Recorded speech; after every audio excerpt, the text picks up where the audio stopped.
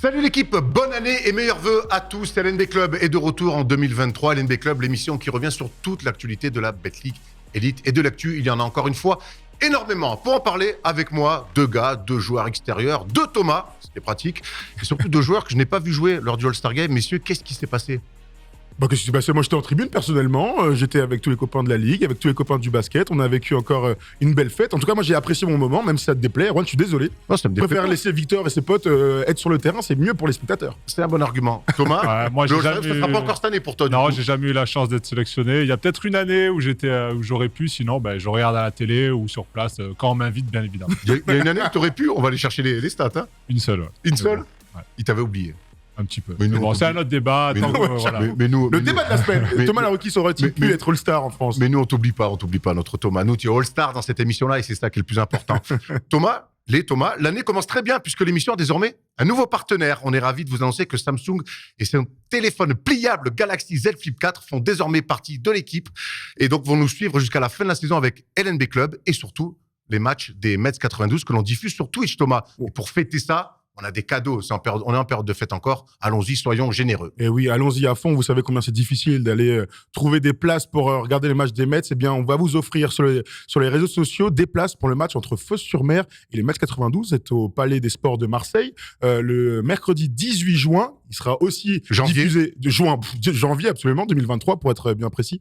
Aussi diffusé sur Twitch. Hein, bien sûr, c'est notre prochain match. Mais on va vous offrir des places pour aller voir soit votre équipe de cœur Fos, soit le phénomène Victor Wembanyama. Donc restez bien connectés, les amis. Très bien. On va envoyer le programme que j'ai mis sur mon téléphone justement, qu'on peut envoyer en tableau aussi, avec donc ça, c'est les affiches à suivre donc au mois de janvier entre Fos-sur-Mer, les Mets 92 et donc les Mets qui recevront Roanne, dont on va reparler un petit peu plus tard dans l'émission. On va voir ça tout de suite dans le sommaire. On va commencer avec le dossier, l'énorme dossier de l'émission autour de la Roca Team Monaco, seul grand favori de cette saison. On reviendra évidemment sur cette première partie de championnat où les Monégasques, pour l'instant, survolent ce championnat, mais on sait qu'à la fin, ils doivent plus que jamais gagner cette année. On essaiera de comprendre le pourquoi du comment et de la construction de cette équipe, jamais vue pour l'instant dans le championnat. On ira ensuite reprendre des nouvelles de Terry Tarpey, qui est de retour, le héros de cet été avec l'équipe de France, avait plutôt bien commencé sa saison avant de se blesser. Il est de retour depuis fin décembre. On est allé prendre des nouvelles du néo international français. On ira ensuite faire une palette autour de gunners, des gens qui aiment bien shoot à 3 points, la meilleure attaque du championnat. C'est donc la chorale de Roanne. On a essayé d'analyser avec ta palette, Thomas, de comprendre comment on se pose pas toujours beaucoup de questions côté Roanne. Oui, ça marche quand même. Et ça marche énormément de cette première intention de tir à 3 points. On finira avec, comme d'habitude, si vous avez été sage, avec le top 10, présenté donc par notre nouveau partenaire, Samsung Galaxy Z Flip 4. On est prêts, messieurs ? On est prêt. Carrément, on est chaud. On est parti dans le premier débat de l'émission.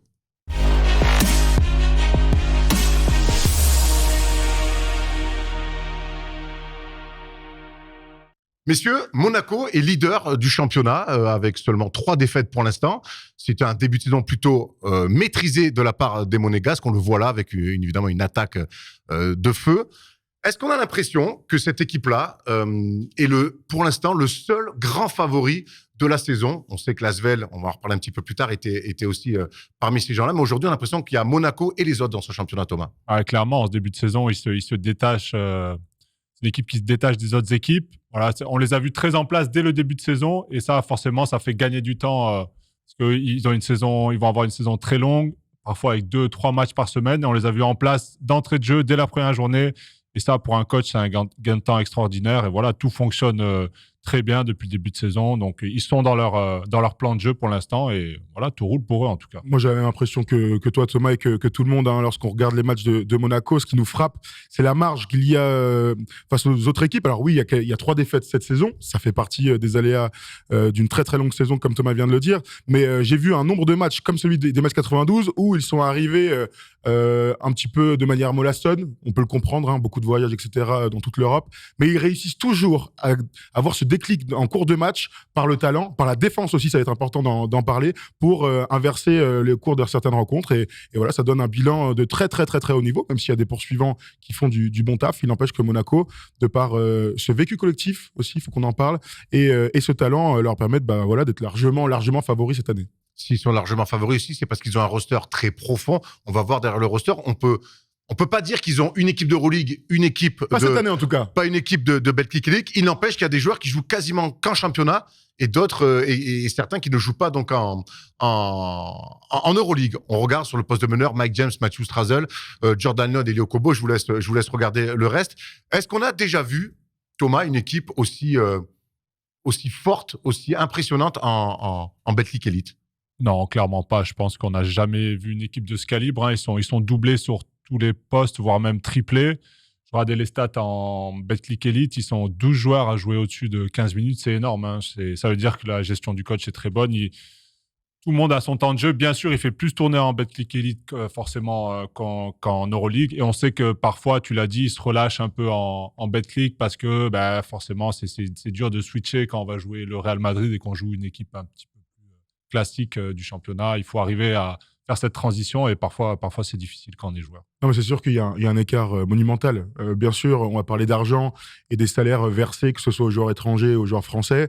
Mais lorsqu'on se rend compte, regardons ensemble les fameux budgets records, hein, plus de 20 millions d'euros cette saison, et pourquoi pas de nouvelles recrues qui devraient arriver en cours de route. On va en parler, même si l'Asvel a aussi un budget record dans le championnat. Il n'empêche que avec les avantages fiscaux, bien sûr, à Monaco, ça leur permet d'avoir des joueurs comme Mike James, bien sûr, dont on a beaucoup parlé. Mais quand on imagine que Mike James était dans le roster l'année dernière et qu'il a été rejoint par Elio Kobo, l'un des tout meilleurs joueurs, si ce n'est le meilleur joueur français la saison dernière de Betclic Elite, tu comprends tout de suite que le talent, il est surdimensionné pour notre championnat.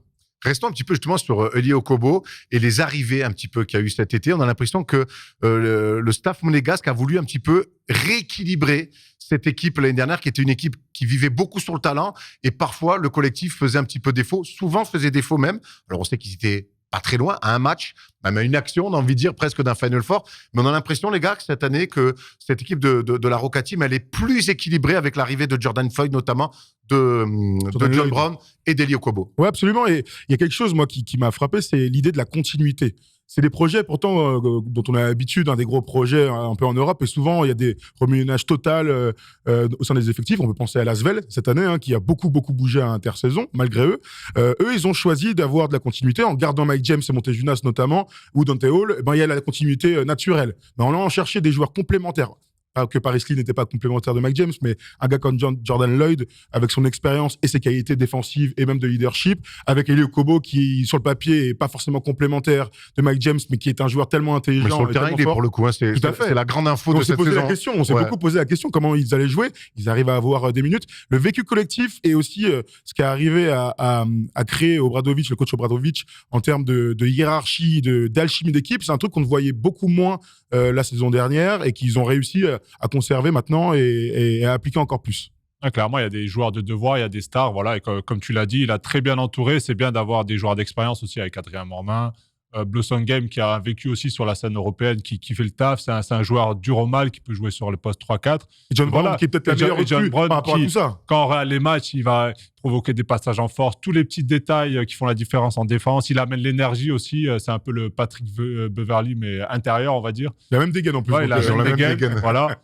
Et donc, tout ça, ça a été bien fait et bien pensé, en tout cas, de la part du staff. Alors, pour l'instant, on est plutôt dithyrambique, à juste titre, sur Monaco. Il y a une petite ombre au tableau. Tu as cité son nom, c'est Adrien Moerman, qui a été l'une des recrues phares de cet été. En plus, on savait que le contingent français est important aussi pour pouvoir jouer la Betclic Elite. Il y a pour l'instant donc un vrai souci avec Adrien Moerman et Monaco. On sait qu'il a été mis hors du groupe. Il s'entraîne tout seul avec un coach personnel. On embrasse Sébastien Morin. Et qu'il y a même eu des discussions pour peut-être qu'il puisse rejoindre l'Asvel.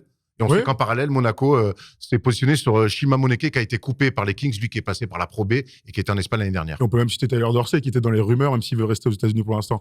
Monaco a été démenti, celle-là. Démenti, pas officiellement. Voilà. On a eu des infos, pour l'instant, il y a eu... Alors Shima Moneke, ça n'a pas été démenti. Tout à fait. En tout cas, c'est la preuve que Monaco va continuer à se renforcer pour aller chercher un Final Four et pourquoi pas le titre. Pour revenir sur Adrien Moerman, c'est vrai qu'il est dans une impasse, on le sentait pas lancer basket, il a fait quelques bons matchs, mais le match qu'on a vu ensemble, pendant que mon téléphone m'appelle visiblement, Adrien Moerman devait amener de l'expérience, on connaît bien sûr ses qualités de shooter, ce qu'il a vécu avec l'Anadolu, les titres, etc. Et on le retrouve pas cette saison au sein de Monaco, il a été mis de côté. Le problème, c'est qu'aujourd'hui, c'était la deadline, mardi, pour rejoindre une autre équipe d'Euroleague.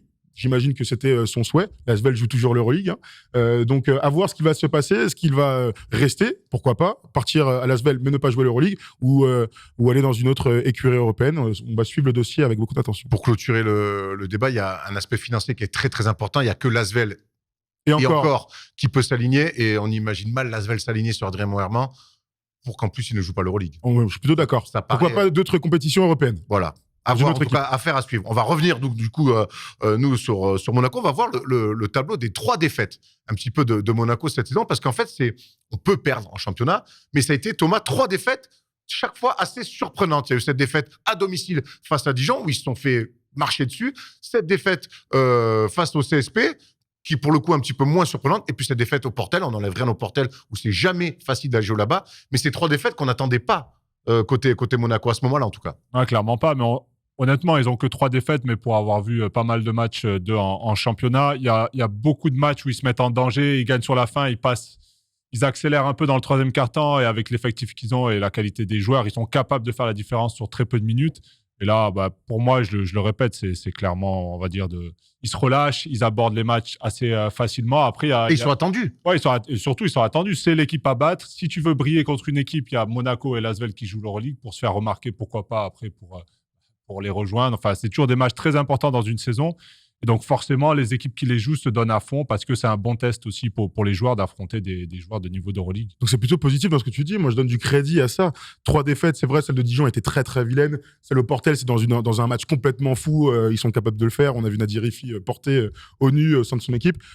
Vous avez vu le match contre Pau ce week-end, ils sont à 2 doigts de le perdre, mais il y a du talent, ils le gagnent encore. Je répète, celui contre les Mets 92 en prolongation, Victor est très très très fort et les Mets gèrent mal cette fin de match. Mais Monaco, en fait c'est dans ces moments-là qu'on voit l'écart.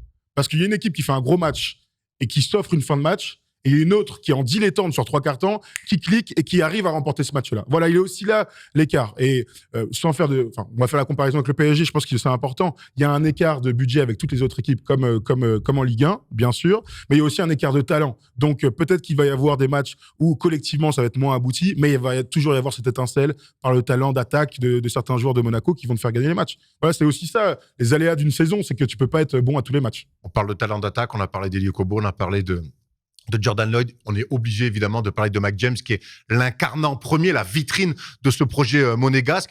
On a l'impression que cette année, Mike James, l'année dernière, on lui reprochait presque un peu de ne jouer que pour l'Euroleague, d'être un petit peu de manière homéopathique, voire dilettante en championnat. On voit que cette année, il est beaucoup plus concerné par la Betclic Elite. Ouais, en termes de matchs joués. En termes de matchs D'abord, joués. regardez ce tableau. Donc 18 matchs en tout et pour tout l'année dernière et déjà 13 cette saison. On le ressent de toute manière dans son implication, même si on l'a vu parfois refuser des tirs, être un meneur de jeu gestionnaire. J'aurais jamais pensé dire ça. On regarde les stats, elles sont similaires. Pas en Euroleague par contre. En Euroleague. Mais ils ont besoin de lui, ça reste leur leader. Et moi, j'aime bien l'idée que il faut de la continuité match par match. Alors Mathieu Strazel, par exemple, lui joue que en championnat, mais c'est important d'avoir quand même une même hiérarchie d'un match à l'autre, même s'il y a 2 à 3 matchs, comme tu le disais, par semaine, c'est pratiquement impossible, tu vois, de se passer de ton meilleur joueur un match sur 2. Donc j'aime bien en tout cas la stratégie qu'ils ont adoptée cette saison. Comment tu juges la saison de Mike James où il alterne, donc en tout cas, Moi, j'ai le l'impression gros match qu'ils d'Euroleague et le championnat. Ils sont un peu moins dépendants de lui cette année, qu'il y a plus un jeu collectif, il y a d'autres individualités. C'est pour ça aussi, je pense qu'ils ont recruté Okobo pour apporter aussi du scoring d'une autre manière, parce qu'on sait que parfois, il a quelques petits sauts d'humeur, on va dire. Voilà, ça lui arrive de plus trop avoir envie de jouer, ou là, ces derniers temps, je l'ai vu un peu en Euroleague passer un peu au travers des matchs, et le coach l'a benché aussi en fin de match, et ça, c'est important aussi d'envoyer un message comme ça à ton joueur, que t'es pas irremplaçable. Et donc, il fait plus les efforts, j'ai l'impression, cette année, même si, bon... Ça reste Mike James. Voilà. Ouais, ça reste Mike James. Il aime pas trop passer la balle. Il veut un peu tout faire tout seul et je pense qu'il n'y arrivera pas tout seul. Donc, il faut aussi qu'il fasse confiance à ses coéquipiers. Mais il fait une super saison en Betclic Elite. Je le sens quand même beaucoup plus impliqué cette année que l'année dernière. Et je pense que l'objectif est clair. Il faut remporter un titre cette année en Betclic Elite, Ouais, et le championnat de France, bien sûr. Ce que je note pour aller dans la continuité, c'est que pour la première fois de sa vie, peut-être, alors dites-nous si on dit une bêtise. Hein. Je connaissais pas son coach à Portland, à la fac. Ouais, exactement. Mais pour la première fois depuis qu'on suit Mike James en Europe, voire en NBA, on a la sensation qu'il s'est trouvé avec Sacha Obradovic. Il s'est trouvé avec un coach. Il lui fait entièrement confiance. Ça fait 1 an que Obradovic est revenu à Monaco et qu'on a l'impression que Mike James peut exploiter son talent au maximum. Il a été pas loin d'être MVP de l'Euroleague, il est MVP du mois ici et là. Il est très très fort en championnat. Bon bah voilà, c'est l'information principale, c'est que Mike James à Monaco arrive à jouer au basket et à ne pas faire parler de lui autrement que par ça. Et c'est une nouvelle. On était tous inquiets quand il est arrivé, avec tout ce qu'on a entendu, Messina, machin, les trucs. Bah finalement, il est, j'ai envie de te dire, quoi, sobre, Messina, concentré. Oui, tous les meilleurs coachs d'Europe. Après, je pense que dans sa tête, comme pas mal d'Américains dans son profil, quand il est venu en Europe, pour lui, il était juste de passage. Il a envie de venir vite fait ici et de repartir en NBA. Et peut-être que maintenant, il a vu que ça allait être compliqué et qu'il fallait qu'il s'installe aussi en Euroleague, donc avoir une meilleure attitude parce qu'il sera là sûrement sur le long terme et que la NBA, pour lui, c'est sûrement mort, quoi. Et la vie à Monaco, quand même, on sait que ça comptait pour lui, énormément. Oui, mais il doit s'y plaire énormément. Après, on sait que il est content d'être là-bas, mais il avait dit au moment de re-signer, moi, je ne ferai pas d'efforts financiers, vous me donnez le maximum. Bon, c'est comme ça qu'on. Ça tombe bien, Erwan, il est à Monaco. Voilà, ça va, a priori, de ce côté-là. On va revenir aussi, quand on est ambitieux comme Monaco, c'est important d'avoir un coach avec du charisme. Et on a l'impression que Monaco, avec Sacha Obradovic, on a l'impression qu'ils ont quand même trouvé ce coach-là, qui est quand même dans l'autorité, mais qui arrive aussi à gérer ces stars-là. Mais je te repose la question, je sais que tu aimes bien les attitudes de coach, on en parle très souvent entre nous, je te pose la question. Est-ce que pour toi, Sacha Obradovic j'espère que tu vas pas me dire non, mais est un des meilleurs coachs d'Europe en ce moment, tout simplement? En tout cas, il est à la tête d'une des meilleures équipes d'Europe. On voit que Monaco en Euroleague est dans le top 3, top 4, il me semble. Ils sont leaders de Betclic League. Donc, évidemment qu'il y a énormément de crédit à ce coach-là qui avait un vécu. On le découvre pas, Sacha Obradovic. Maintenant, on sait que ces équipes-là, qui sont construites un petit peu comme ça, avec beaucoup d'argent, qui sont impatientes un petit peu de briller sur la scène européenne et on l'espère, sur la scène hexagonale aussi, il faut savoir gérer les égos. Et je trouve que là-dessus, on a parlé du côté Mike James. Moi, le cas Moerman m'inquiète un peu par moment, ce côté de hop, on te met sur le côté, on est quand même à peine en janvier, c'était déjà fin décembre. Voilà, il y a une manière de gérer. Après, on sait que c'est un homme de conviction et on a l'impression surtout que les joueurs le suivent. Et ça, c'est important quand on est un coach. Je parle des attitudes. On le voit quand même faire beaucoup de choses. Des fois, mettre des gueulantes incroyables, mais on voit que les joueurs l'acceptent et s'adaptent et le suivent. Et ça, c'est archi important quand tu as un coach autoritaire que les joueurs te suivent. Si tu es autoritaire et que les joueurs te suivent pas, tu vas droit dans le mur. Et là, on a l'impression quand même que le message passe. Il y a aussi peut-être l'aspect des autres coachs. Il a le respect de toute l'Europe. Et pour un projet comme le leur, c'est important d'avoir aussi cette aura sur le banc. Oui, il a cette aura, on le voit mettre des énormes soufflantes sur le banc, mais je pense que c'est quelqu'un qui gueule. Moi, j'ai eu des coachs qui gueulaient pour rien. Lui, il gueule, mais... On veut des noms? Pas tout de suite. C'est trop tôt. C'est ça. Et lui, j'ai l'impression qu'il gueule, mais il a l'air juste avec ses joueurs. Il leur parle. Je pense que c'est quelqu'un de très humain aussi en dehors. Les coachs un peu comme ça d'Europe de l'Est. Moi, j'en ai eu un à Rouen, d'ailleurs, qui était très dur, mais en dehors, quand tu le voyais, il était tout sympa. Il voulait parler avec toi, un peu connaître ta vie, tout ça. Et lui, j'ai l'impression que c'est un peu le même style. Et tu l'as dit, en fait, quand tu as une grosse équipe comme ça, c'est pas forcément sur le plan tactique où tu vas faire la différence. C'est sur la gestion des égos, des temps de jeu, savoir tirer le meilleur de tous tes joueurs parce que tu as beaucoup de forts joueurs. Il faut arriver tous à leur donner un peu à manger entre guillemets, pour qu'ils soient bien et pour surtout durer parce que les saisons, je le répète, c'est très, très long. Vraiment, les saisons là qu'ils font, c'est des saisons quasiment NBA qu'ils font. Donc, il faut les maintenir opérationnels pendant 80 matchs, je ne sais pas combien ils font de matchs exactement en cumulé entre Euroleague, Coupe, tout ça.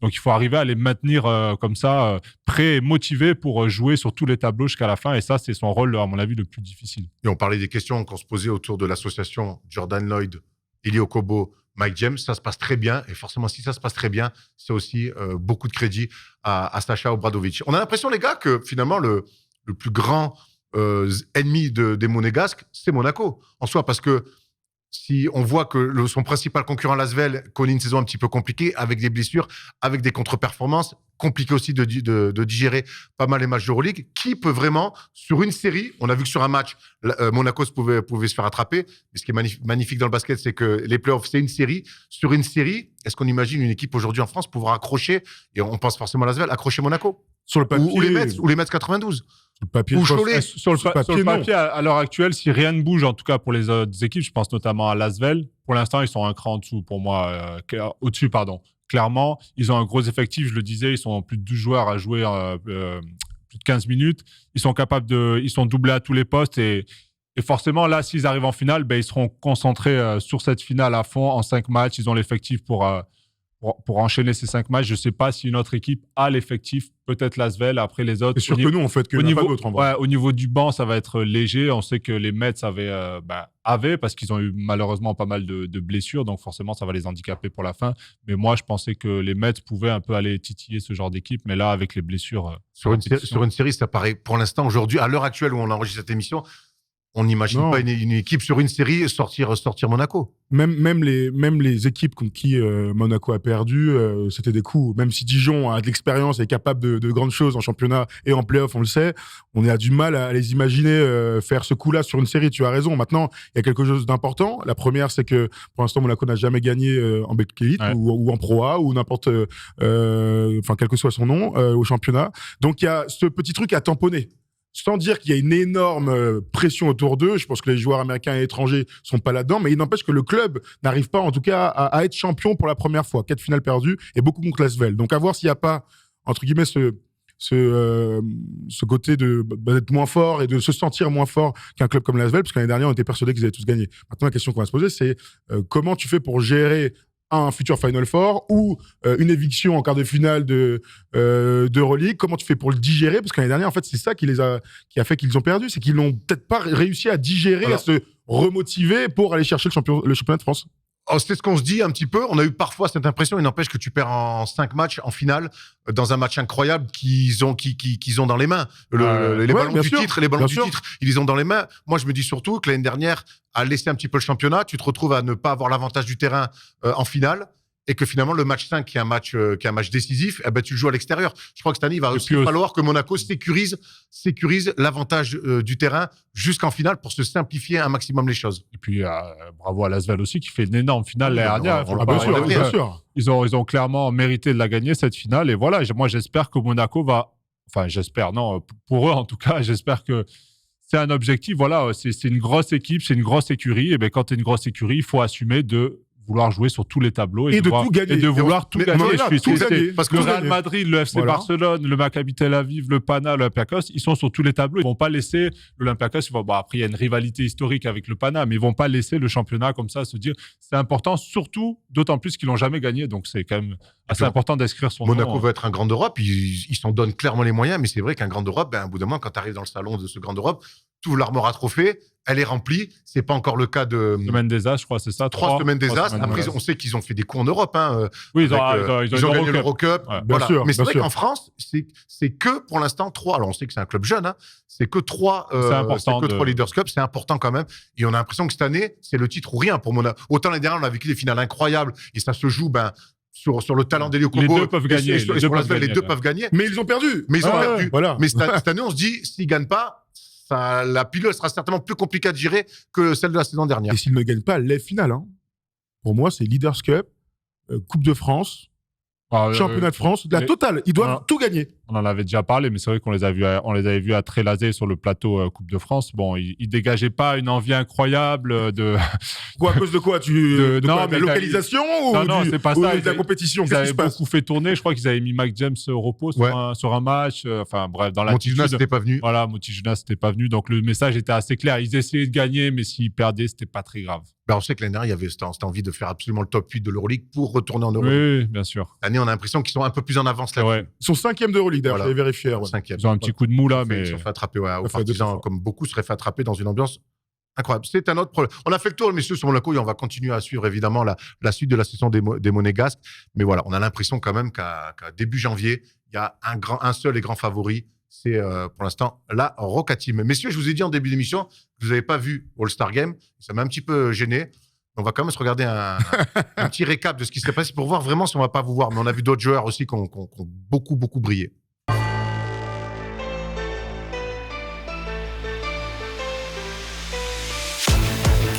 Il va se faire plaisir.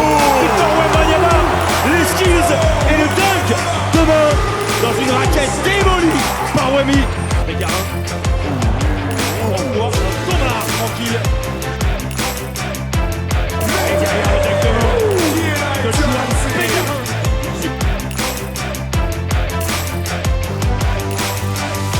Oh, magnifique, c'était pas ça. C'était pas prévu. Bégarin commence bien. Elle a réussi à contrôler ça, Victor Wembanyama. dedans pour Victor Wembanyama.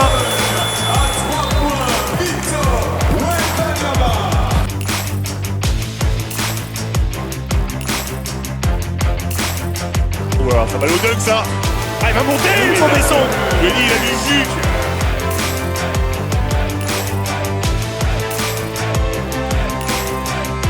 Bien sûr qu'il va le mettre. Ce L1 là, avec un effet venu d'ailleurs sur le plexi Matt Morgan.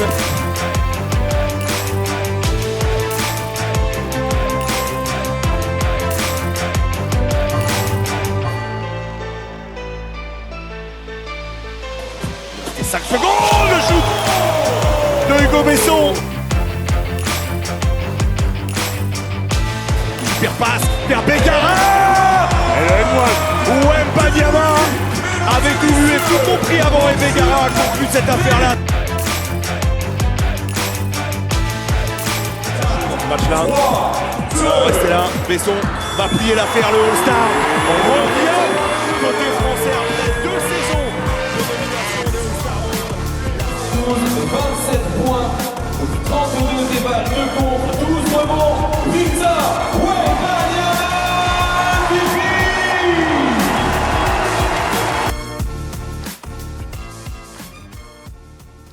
Le petit panier de coquin de Hugo Besson à la fin. Ça, c'est les paniers de score. Hein. On Ouais. les hop, comme ça. Il a bien raison. Bah oui. Victor Wembanyama MVP qui offre son trophée à Joan Bégarin. C'est plutôt la belle image et il y a une forme de logique. Hein. Ouais, absolument. Juan a fait un énorme match. Victor aussi a été très bon. J'ai eu l'opportunité de parler avec Juan derrière dans le VIP entre 2 coupes de champagne et pour lui dire, franchement, c'était un beau geste, etc. Il a dit qu'il avait énormément apprécié ce qu'a fait Victor. Victor n'était pas obligé de le lui donner, mais pour lui, ça lui semblait tout à fait normal. Et on sait que Juan Bégarin a de grands espoirs pour la suite de sa carrière et c'est des petites choses qui comptent, hein, honnêtement, d'être la star des stars du All-Star Game. Ouais, clairement, le geste est beau. Après, comme tu l'as dit, Victor méritait aussi. Enfin, Victor a fait un gros match. Les deux, Bégarin était légèrement au-dessus. Donc voilà, je pense qu'ils se connaissent en plus depuis un moment. Voilà, il a voulu faire un petit geste pour son copain. La grande classe donc de Victor pour Joan Bégarin. Allez, on passe tout de suite au focus. Focus d'un mec qui nous a régalé cet été.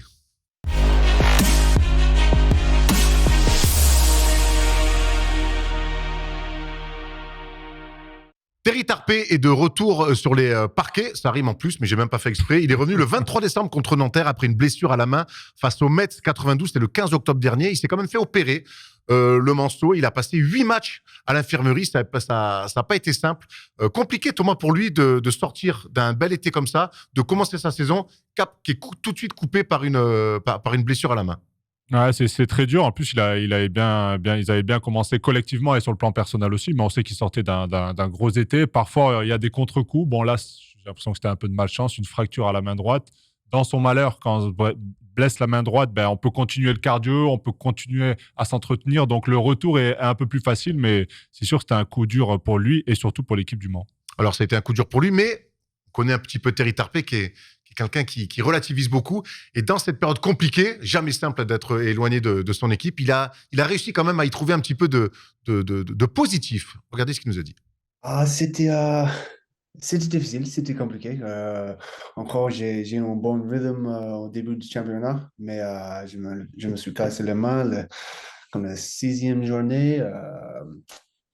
Et dès que là, on a pas mal joué après, mais finalement, les dernières quelques semaines, on a perdu des matchs que normalement, on pourrait gagner, mais c'est le championnat, chaque équipe peut se battre, chaque équipe. Donc, pour moi, c'était juste d'être resté connecté avec l'équipe et ouais, c'est ça, mais en même temps, ma femme était enceinte pendant le dernier mois, donc c'était bien d'avoir j'étais dispo pour le dernier mois de grossesse, donc ça, c'était grave cool, c'était bien. Et finalement, peut-être c'était un mal pour un bien pour moi, parce que j'ai pris un peu de temps de repos, de se rater un peu après le championnat de l'année passée et le championnat de cet été. Thomas, c'était un retour attendu, Terry Tarpey, donc parce que quelque part, on connaissait le joueur, mais après son été, il y a une nouvelle notoriété aussi à assumer. Ouais, absolument. Bien sûr, Terry Tarpey est un joueur important du championnat au Mans depuis plusieurs années, mais on a eu l'opportunité d'en discuter avec lui au Media Day LNB et déjà on a découvert un mec très très sympa. Ce que vous voyez en termes d'image, comment il parle et tout, c'est vraiment lui, toujours la banane, etc. Et on lui avait posé la question à l'époque de cette nouvelle notoriété, comment il le vivait. Il vivait plutôt bien, mais il disait quand même qu'il y avait une certaine période d'adaptation par rapport aux fans, par rapport à tu sais, à ce qu'on a dit pendant l'été que c'était le maillot le plus vendu des joueurs de l'équipe de France. Donc voilà, en tout cas, c'est un super mec et un super joueur et bien sûr que son retour de blessure a fait beaucoup de bien à son équipe. Ouais, à son équipe du Mans. Le Mans, qui est une équipe de série cette saison, qui avait très bien commencé avec 4 ou 5 victoires d'affilée, qui ensuite, un peu plus tard, avait enchaîné 6 défaites de suite. Sans lui, toujours, et enfin surtout. Et Terry Tarpey était revenu alors que Le Mans avait retrouvé le chemin de la victoire. Et il nous parle un petit peu de l'importance de son retour dans cet effectif, surtout après cette période très compliquée de 6 défaites de suite. Dans les 6 défaites, on avait 3 qui étaient, je voulais pas dire OK, mais on a joué juste, on était nous-mêmes, on a joué de bons baskets, mais on n'a pas gagné. Et ça, on peut vivre avec ça. Mais les autres 3 défaites, c'était pas nous-mêmes. On a joué pas nos baskets, on respectait pas l'ADN de MSB qu'on essaie de se mettre depuis le reprise, franchement. Donc, pour moi, le plus important pour moi, pendant ma voiture, c'est retrouver cet ADN d'MSB. Et finalement, les derniers 3 matchs, je pense qu'on a bien fait le boulot pour ça. Terry Tarpey, donc, qui est de retour, hein, et c'était important parce que quand Terry Tarpey joue, Le Mans va bien, Thomas. Ouais, il a une stat incroyable, c'est qu'il a participé à 8 matchs, 7 victoires, 1 défaite, et la seule défaite, c'est quand il se fracture la main droite contre les Mets. Il a joué à peine 8 minutes, il me semble.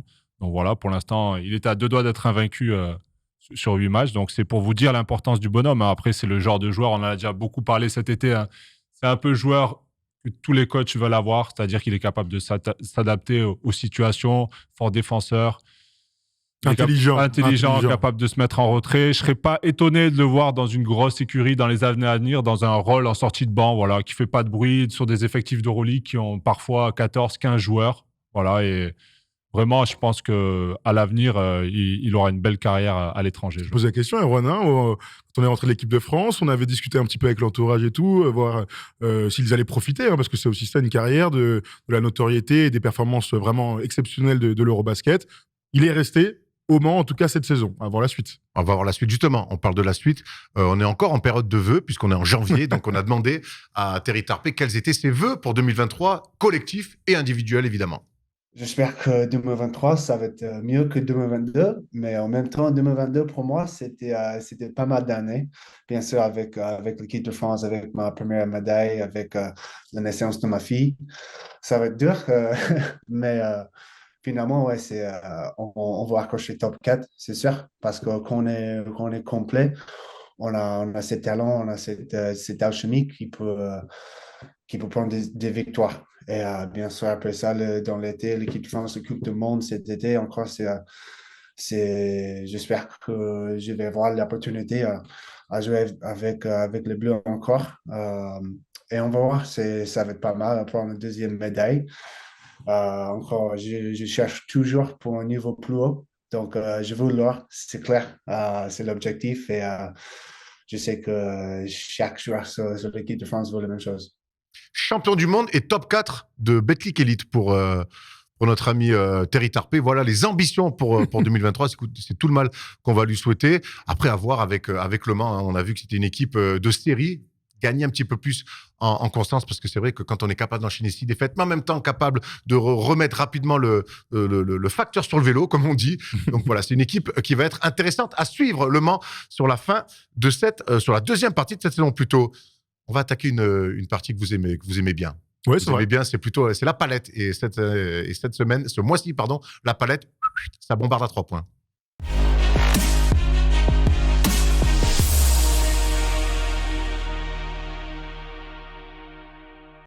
On ne s'ennuie jamais quand on regarde un match de la Chorale de Rouen cette saison. Meilleure attaque du championnat. Deuxième équipe qui produit le plus de passes décisives. Troisième équipe qui prend le plus de paniers à 3 points. Deuxième équipe qui en marque le plus. Cinquième au pourcentage. Thomas, vous pouvez évidemment pas faire autrement ce mois-ci que de faire une palette sur le jeu d'attaque de Jean-Denis Choulet, qu'on ne présente plus en Betclic Elite. Le Mike D'Antoni du championnat de France. Ah, il y a de ça, Il y a un peu de ça. Bon, très bien. Regardons ensemble ce que nous propose du coup cette équipe de la chorale de Roanne avec un style tout à fait particulier. Regardons cette première action qui va vous paraître toute simple, mais elle va en dire long sur ce qu'elle est cette équipe, puisqu'elle va être déjà menée par 3 arrière-ailiers américains, Ronald March, Stephen Moody et Kyle Foster. On regarde justement le meneur de jeu Stephen Moody avec ses dreadlocks sur ce système pour Kyle Foster. À l'opposé, souvent la chorale de Rouen commence avec ce leurre entre guillemets, donc avec un espèce de stagger horizontal pour Foster qui va aller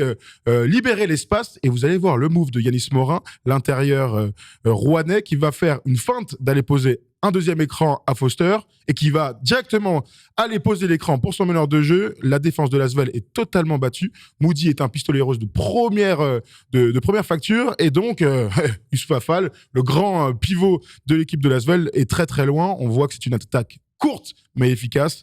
Stephen Moody va se lever, très stylé, chute à 3 points. Ça, c'est des moves qu'on retrouve très souvent dans les attaques de Rouen, mon cher Thomas.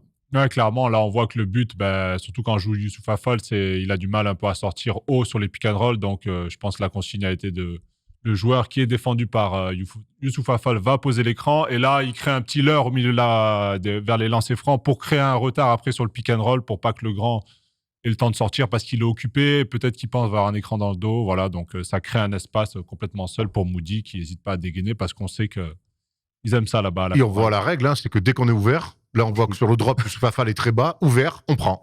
Et on voit que c'est une philosophie complète. On va le voir maintenant. Et on va le voir maintenant. Tout à fait. Deuxième palette pour notre équipe de Rouen, toujours avec cette idée de la recherche du tir ouvert dans les premières intentions. On remonte le terrain plutôt tranquille sur cette action.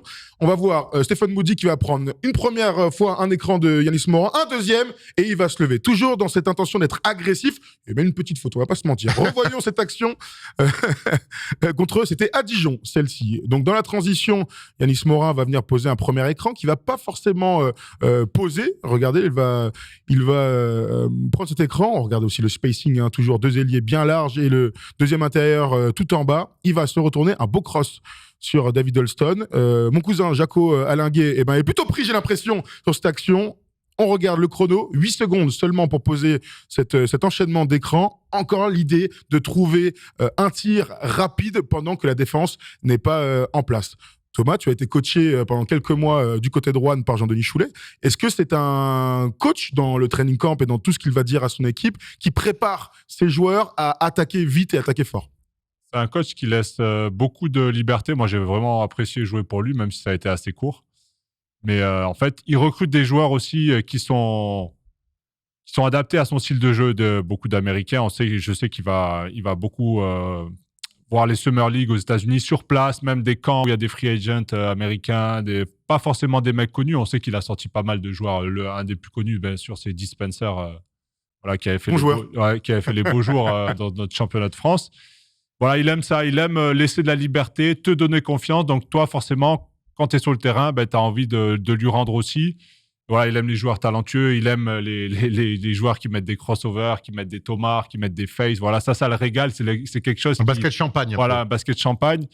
Et voilà, la liberté. Donc, quand tu es sur le terrain, tu as confiance. Maintenant, à toi, après, de répondre présent parce que aussi, parfois, c'est des shoots à risque. Et si ça rentre pas, il peut vite te renvoyer sur le banc et te mettre une bonne soufflante aussi. Quelle marge d'erreur il accepte justement quand on demande un jeu à risque comme ça? On sait que derrière, faut prendre des risques. Donc, des fois, c'est pas toujours payant. Quelle est la marge de risque qu'il peut accepter, notamment avec les joueurs américains? C'est plus par rapport à tes capacités aussi, on va pas se mentir. Voilà, ce que tu lui montres aussi à l'entraînement. Si à l'entraînement, tu lui montres que tu es capable de mettre des gros step back régulièrement à 3 points, de mettre des crosses, d'aller finir près du panier, forcément, après, il sait que tu en es capable, donc il va te laisser cette liberté sur le terrain. Après, il sait aussi qui est capable de faire quoi. Donc, voilà, il dit aussi de rester dans ton rôle, dans les choses que tu sais faire. Et voilà, moi, à l'époque, par exemple, j'avais un Solo Diabaté avec moi. C'est que c'est un artiste, hein. Donc voilà, il le laissait s'exprimer et ça marchait bien pour lui. Mais alors qu'il y a certains coachs qui l'auraient bridé. Donc c'est pour ça que c'est super agréable de jouer pour lui et vraiment on prend du plaisir en tout cas. Très bien. Troisième palette qu'on va regarder ensemble et qu'on va décrypter surtout ensemble, toujours dans l'idée d'aller vite. Stephen Moody, le meneur de jeu, toujours lui, avec une prise d'écran. Alors là, on est dans la transition. Et alors là, c'est une action que vous voyez dans tous les baskets. Transition sur maintenant. panier marqué. Hein. Ouais, sur tout panier à fait, encaissé. Hein. tout à fait. Panier encaissé, remise en jeu. C'est intéressant, Erwan, tu as raison de le souligner. On est toujours contre Dijon. Encore une fois, le spacing de la course pour les ailiers qui sont à l'opposé. On laisse de l'espace pour le meneur de jeu, Stephen Moody. Il va prendre donc cet écran d'Yanis Mora. Quand je dis écran, c'est à peine écran posé. Hein. Et on a à peine le temps de vraiment bloquer David Holston, qu'on est déjà sur une prise d'avantage de Moody.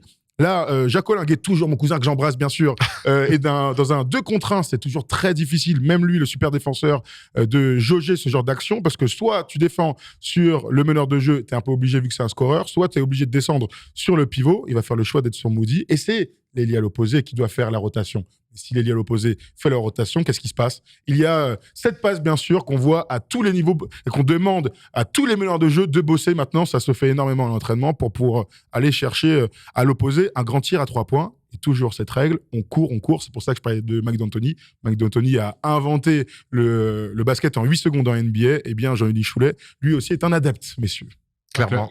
Clairement, on le voit qu'il pousse la balle directement. On sait que quand on marque un panier, mine de rien, même c'est plus difficile de jouer rapidement. On a tendance à se relâcher aussi, à revenir tranquillement, tu vois, en arrière. Et je pense que la consigne, c'est pousser la balle si vous pouvez, même sur le panier marqué, on le voit clairement. Là, ils sont pas vraiment prêts à défendre. Ils sont un peu surpris, on dirait, par ce pick and roll.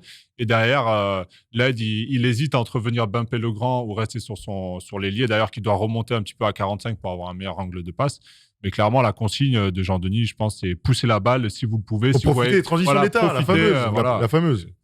Tout à fait. Ce qu'on voit surtout aussi, c'est on l'a vu sur les 2 premières palettes, le spacing qu'il a sur la 3e action est récompensé, mais c'est important de laisser l'axe central quand tu as un axe 1-5 comme ça aussi fort, avec un meneur fort pour le tir et pour la création, laisser l'axe du panier et le spacing qui est récompensé. Absolument. Toujours un meneur américain très fort pour Jean-Denis. C'est important, ça. Et ben voilà, très bien. Mais écoute, on continue avec une 4e palette et un 4e panier. Là, c'est un système qui va être un petit peu différent. Toujours Moody sur une prise d'écran central. Mais ce qu'on va aimer aussi, c'est le passing game de cette équipe et les extra passes. Parce que les bonnes équipes d'attaque, c'est les équipes qui se font des passes. Regardons une deuxième fois tout ça ensemble, même si on se refait un petit ralenti, parce que ça fait kiffer de voir un tir à 3 points.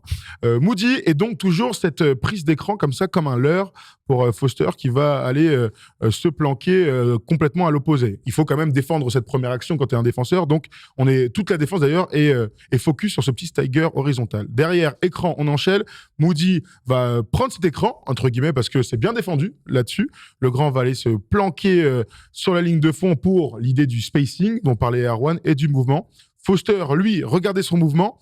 Normalement, les ailiers sont pas, les arrière-ailiers sont pas du tout dans ces positions-là, pendant qu'il y a un meneur qui est en train de pénétrer. Mais là, c'est une feinte d'écran. On appelle ça slipper l'écran. Il ne va pas poser, il va directement se démarquer.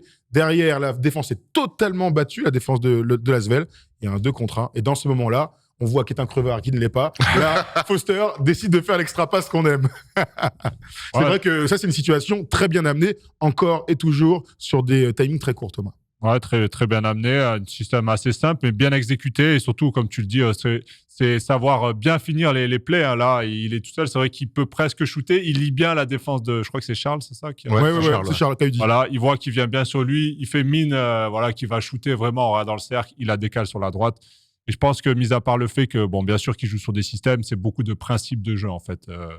À la chorale de Rouen avec Jean-Denis, voilà, c'est des basiques qui peuvent se répéter souvent sur des systèmes. Après, c'est comment on finit des actions et aussi trouver le gars tout seul pour finir le système. Ce qui est intéressant, c'est qu'on joue beaucoup sur de l'agressivité rapide quand les défenses sont pas mises en place ou des leurres. Là, on a vu sur la dernière palette que c'est une action qui est un petit peu plus longue que ce qu'on a vu avant, mais on est dans beaucoup de leurres.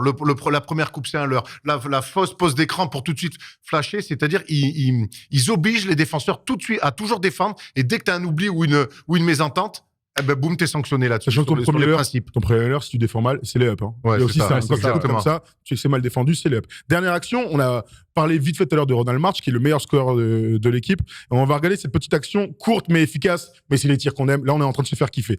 Regardez ce système côté. Ce système côté, c'est toujours contre l'Asvel. Un petit ralenti parce que c'est stylé. Ronald March est un joueur fabuleux du championnat de France, un super scoreur. La remise côté du coup du numéro 4, Ronald March, et la remontée de Stephen Moody. Pour l'instant, c'est très très simple avec un écran posé. Donc, March va faire la petite passe à Moody en toute tranquillité. Il va la faire. Vous inquiétez pas, ça arrive.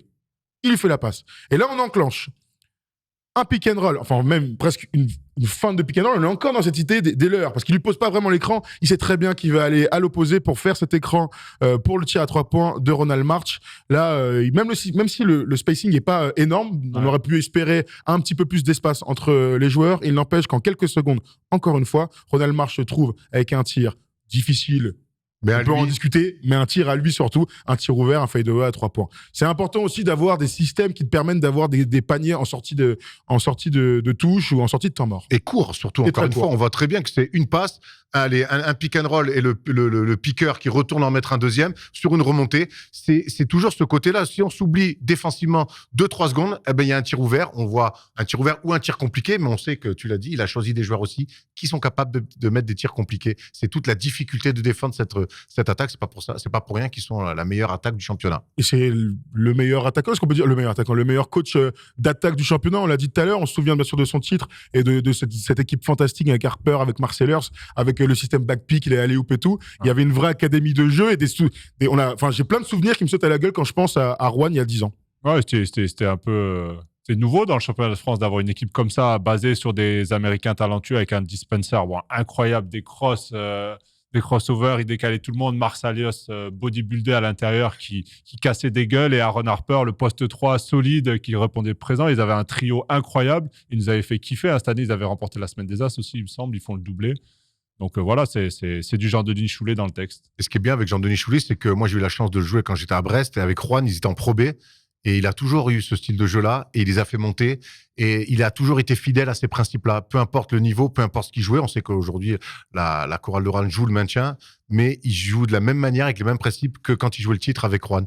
Et c'est ça qui est intéressant, de croire vraiment en ces principes. Ouais, après, c'est quelqu'un qui aime bien être proche de ses joueurs quand même. Il va parler avec toi en dehors. Il a assez chambreur. Il aime bien la muscu. Donc, des fois, il va débarquer en salle de muscu pour te montrer à quel point il est costaud Et aussi. gaillard. Donc, voilà, c'est tous ces petits trucs comme ça où c'est agréable aussi parfois de pouvoir échanger avec des coachs. Et donc, ça aussi, c'est une de ses forces. Messieurs, vous avez été excellents une nouvelle fois sur cette palette. Et quand vous êtes bons, j'ai envie de vous récompenser. Et je vais vous récompenser avec le plus beau des cadeaux, le Top 10 présenté par notre nouveau partenaire Samsung et son téléphone pliable Galaxy Z Flip 4. Enjoy!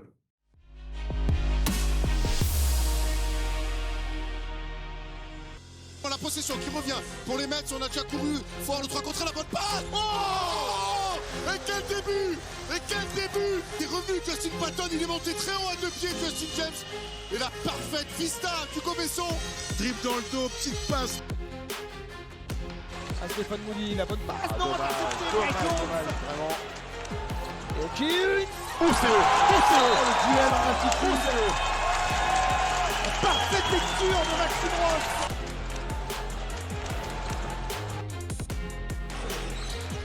Attention à pas perdre des ballons encore une fois. Et ils sont en train de se tirer une balle dans le pied.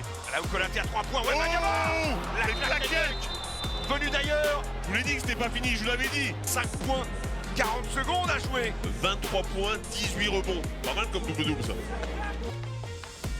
Fini avec 21 points, 4 rebonds, 4 passes face à Monaco. Oh! Le dunk! Quel poster! Signé Ismaël Kamagaté, tout en puissance, l'arme coulée sur le plexi. Ça peut se jouer au buzzer cette affaire. Hawkins, le face-à-face pour son destin depuis le parking. Hawkins à 3 points. Il pense.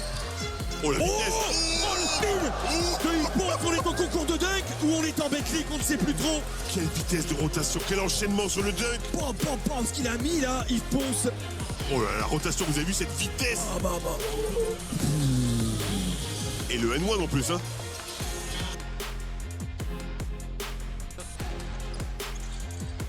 Premier tir pour Mike James. Oh!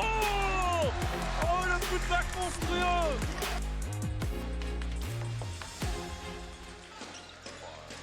Oh, ça c'est hyper dur Mike James. Oh le deuxième! Mais sortez-le de la salle! Bon. Regardez-moi ça. Oh là là là. s'est pris aussi dans le buffet chassant. Hein. Oh, la balle est perdue. La balle est perdue à mon espace. C'est le dunk, le poster de Ronald Marsh qui est venu postériser Isaiah Mike.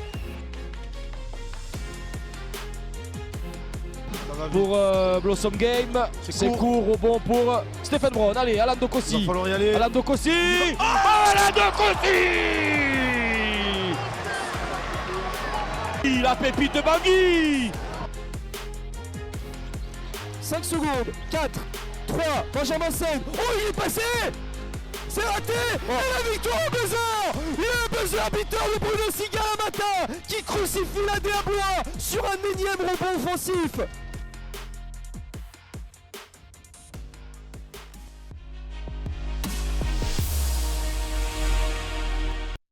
Encore un top 10, on s'est régalé, messieurs. Hein. Toujours. Ouais, et Singalamata formé à Cholet. Eh oui, bien évidemment, on en avait parlé la semaine dernière. Bien Encore sûr. un produit de la formation Choltaise. Tu es signé à Blois, hein, d'ailleurs, un café qui est arrivé à Blois il y a quelques semaines, quelques jours, il me semble.